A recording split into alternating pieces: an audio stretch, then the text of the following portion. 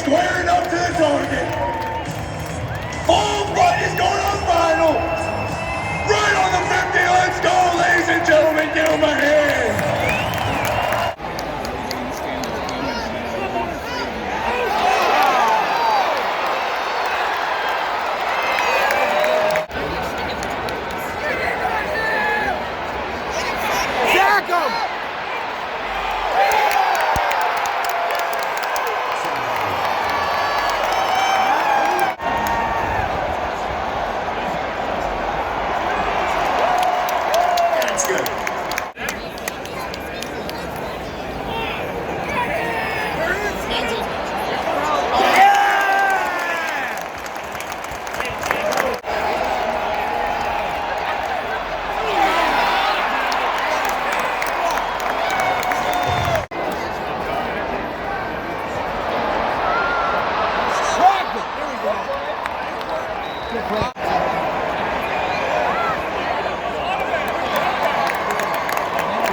That's good.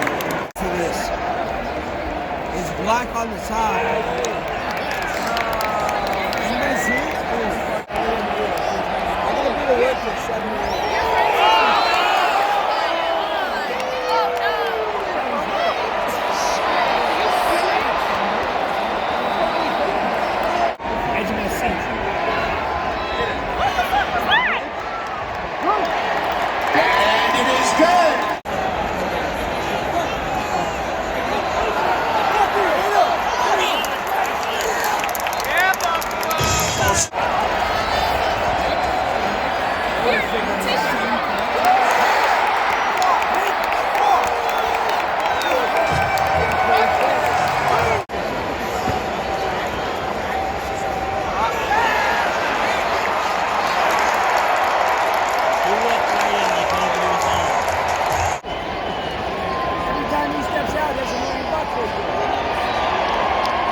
The extra point is good.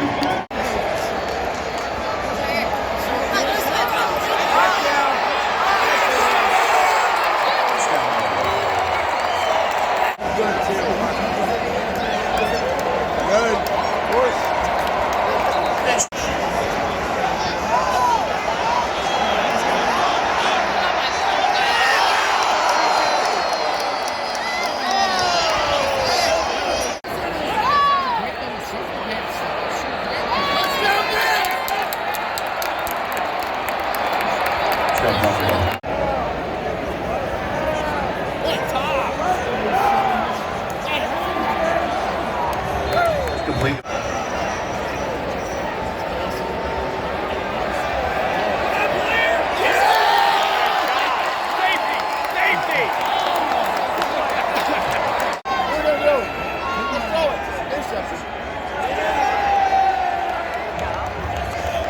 Pass complete to Crowder.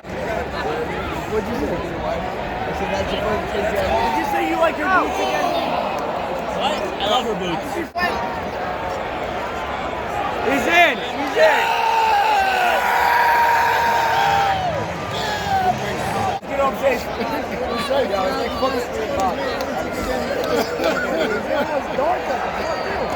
There it is. I know. All you gotta do, you gotta play the game.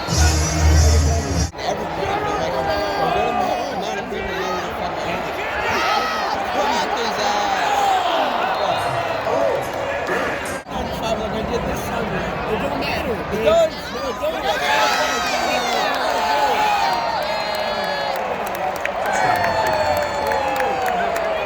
Down the side, see the birds flying on the high. Sidewalks burning, pray for rain in July. So the Buffalo Bills, they avenged last week's loss to the Jaguars. They go into the Meadowlands and stomp out the Jets, 45-17. Josh Allen, he returned to form, 21 for 28. He threw for 366 along with 2 touchdowns. He did have an interception in the third quarter, but by then it really didn't matter. The Bills had sealed the deal. Stefon Diggs, 162 yards receiving, 1 touchdown. The run game was on point for the Bills. They had a total of 139 yards on the ground. Matt Breida, he had 1 touchdown on the ground and 1 receiving. So it looked like the Bills, they returned back to form. and they still maintain a half-game lead atop the AFC East. All that being said, Buffalo has little time to relax and savor this victory. They are well aware of the New England Patriots, who are hot on their heels. They have now won 4 in a row. They destroyed the Browns yesterday. Mac Jones has vaulted himself to the front of the conversation as far as Offensive Rookie of the Year. And dare I say, he's put himself on the outskirts of the MVP conversation. In the past 4 games, the Patriots have only given up 50 points while scoring 150. We all know that Belichick, he is the defensive guru, but now the offense is on fire. They have a short week as they play Atlanta on Thursday Night Football. Atlanta got destroyed also by Dallas. They only scored 3 points. The betting lines have opened up in that game. New England are 5.5 points favorites on Thursday Night Football. Now let's briefly talk about the Jets. There isn't a whole lot to talk about. Yesterday's game, it marked the return of Mike White, a.k.a. Magic Mike, a.k.a. White Lightning, whatever you want to call him. He turned some heads 2 weeks ago when he beat the Bengals in overtime. He became only the second quarterback to throw for over 400 yards in his debut start. Mike White, he was feeling himself leading up to this game. He said about a week ago that he should have been the first overall pick in the 2018 draft. He was a 5th round pick by the Cowboys, who later on cut him. Mike White very well may have played his last game yesterday. He was absolutely awful. 24 for 44, no touchdowns. He threw 4 picks, which very easily could have been at least 6 picks. His throws were off target. He was just a complete mess. And to add insult to injury, he left the game with a few minutes to go. He took an absolute brutal hit. I don't know what the injury was. I'm going to assume it was a concussion. He was able to leave the field on his own, but he was quite shaken up. Joe Flacco, he came in and took over the reins. He went 3 for 3. He did throw a touchdown. Coach Robert Saleh, he spoke after the game about the quarterback situation, and he said it's too early to tell what's going to happen next week when they host the Dolphins. Zach Wilson is due to come back shortly, but if he's not ready, they're not going to rush him. He is their future quarterback. So I can only imagine that if he is not ready, Joe Flacco will start against the Dolphins. I can't imagine under any circumstance where Mike White starts a game anytime soon. Week 10 is just about wrapped up. We saw several blowout victories yesterday. We also saw the season's first tie in that Steelers and Lions game. Many people are talking about the Buccaneers, who have now dropped 2 straight. The Brady haters, they're in full effect. Is he falling off the cliff? Is he too old? Should he hang it up? I think the Buccaneers, they'll be just fine. They're in the NFC South. The remainder of their schedule is relatively easy. I think 10-7 would win that division. Now, I am aware of the return of Cam Newton and Christian McCaffrey. Christian McCaffrey had a great game yesterday, and Cam Newton reignited that Carolina fan base.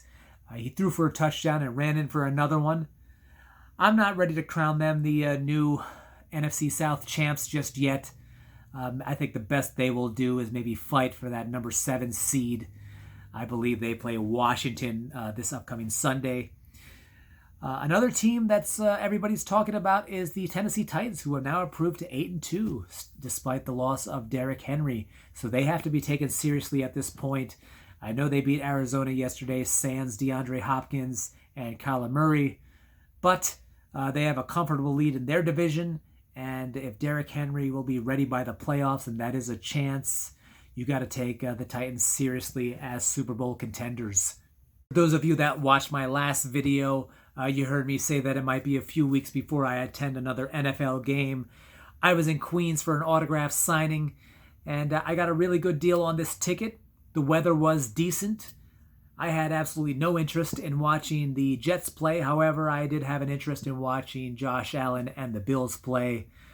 Top 5, top 10 quarterback in the league, depending on who you talk to. But it is pretty boring to watch a game that is completely one-sided. The Jets, they are awful, and I'm sure they will compete along with Jacksonville and maybe Houston for the league's worst record. If you are a baseball fan, go on and check out my year-end review in baseball. I think you'll enjoy that video. And to my new subscribers, welcome. I want to thank you all for watching.